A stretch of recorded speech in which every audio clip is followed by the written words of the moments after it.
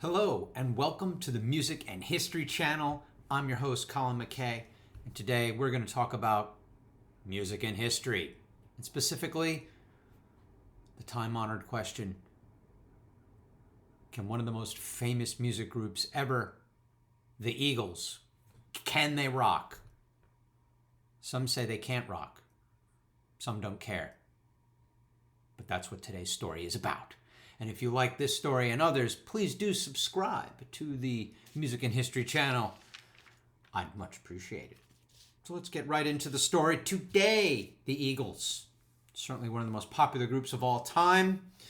And let's get into a little backstory.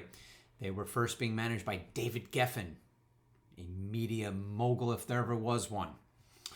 And he and the band wanted to hire Glyn Johns, famous record producer and engineer with the likes of Led Zeppelin, the Rolling Stones, The Who, and many more. And specifically, Glenn Frey wanted to use Glyn because of those credentials. And Glyn was contacted to come hear the Eagles in Aspen, Colorado, where David Geffen had invited him to come out and see if he wanted to work with the band. Glyn was not impressed. He didn't think that they really had any good songs. He didn't think they had good stage presence. He thought Bernie Leadon was over here playing fantastic country picking, but Glenn Frey's over here playing so-so rock and roll guitar. And this was all revealed in Glyn Johns' autobiography called Sound Man, where he is really the sober man amongst all the rock and roll excess. So perhaps his memory is one to be counted on. And he told David Geffen, I just don't think there's any magic here. But David Geffen is not a man to be told no. No. And he said, come hear them again in their element in Los Angeles. Glyn says, okay, once again, I don't hear any magic here, Dave. And the band is aware of this, and they're a little bit like, oh no, what can we do? And someone says, hey, let's sing that song we've been working on called Most of Us Are Sad. And Glyn says, sure. And suddenly it's an all-acoustic affair. 2 guitars are produced. It's the original 4-piece of the Eagles. Glenn Frey, Don Henley, Randy Meisner, and Bernie Leadon. And they all start singing in glorious 4-part harmony. And that's when Glyn Johns lights up and says, oh, that's the magic I'm talking about. That's what I've been looking for. Wow. Your guys' harmony is just, it's the best. Okay, let's go with that. The first album is produced, and of course it does produce hits like Take It Easy, Peaceful Easy Feeling, Witchy Woman, Country Rock is at the forefront of their sound, the glorious harmonies. They make another album, Desperado, which again is right in with the outlaw country vibe. This album, the second album, is not quite as popular as their first album, and David Geffen and the band are concerned. I should point out that David Geffen at this point is not only their manager, but also their record company president. Conflict of interest? That's another story. Anyway, it's time for the third album, On the Border. They're still working with Glyn Johns, who does have a reputation as a slight tyrant in the studio, but he's a man who knows what he wants and he's not afraid to say it. And at this point, Glenn Frey in particular wants to, as he says, rock out some more. A little too much country. And he pesters Glyn Johns for this sort of edge in their sound. But Glyn is resistant to this. He says, listen, you guys don't really rock. You can't rock. You guys are a harmony band. The harmony singing and the country vibe, it's just, that's where the magic is, in my opinion, as the producer of the group.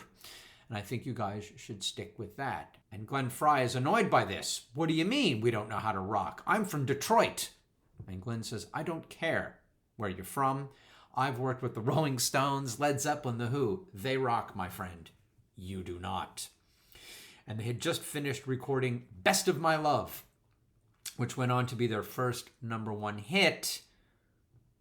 But nonetheless, they did not finish the album On the Border with Glyn Johns The sessions broke down. There was tension as well, according to Glyn Johns, that at this point on the third album that Glenn Frey and Don Henley are taking over control of the group, whereas the original idea was a bit more of an all-for-one, one-for-all kind of groove, with Randy and Bernie singing and contributing songs as well. And basically Glyn says, well, he didn't allow he didn't allow Glenn Frey to step on the toes of the other two members, and he, kept the peace.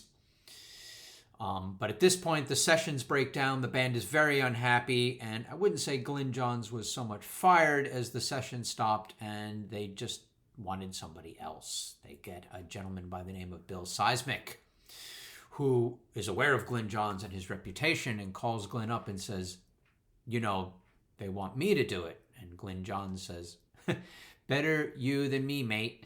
That's all right with me. So interestingly, Glyn Johns says, I'm not going to step on the band's toes. I'm not going to step in their way of their vision, but I'm not the man to deliver that, because frankly, the Eagles wouldn't know rock and roll if they fell over it. They just can't do it. And Glyn went on to say, yeah, they even got Joe Walsh, who can definitely rock and roll on the guitar, but they still can't rock. Now, of course, the Eagles went on to much greater fame, but the question remains, can the Eagles rock? And in the opinion of producer and engineer extraordinaire Glyn Johns, no, the Eagles cannot rock. They can't rock. They make great music. They're a harmony vocal band, but alas, they cannot rock. So that's the story today.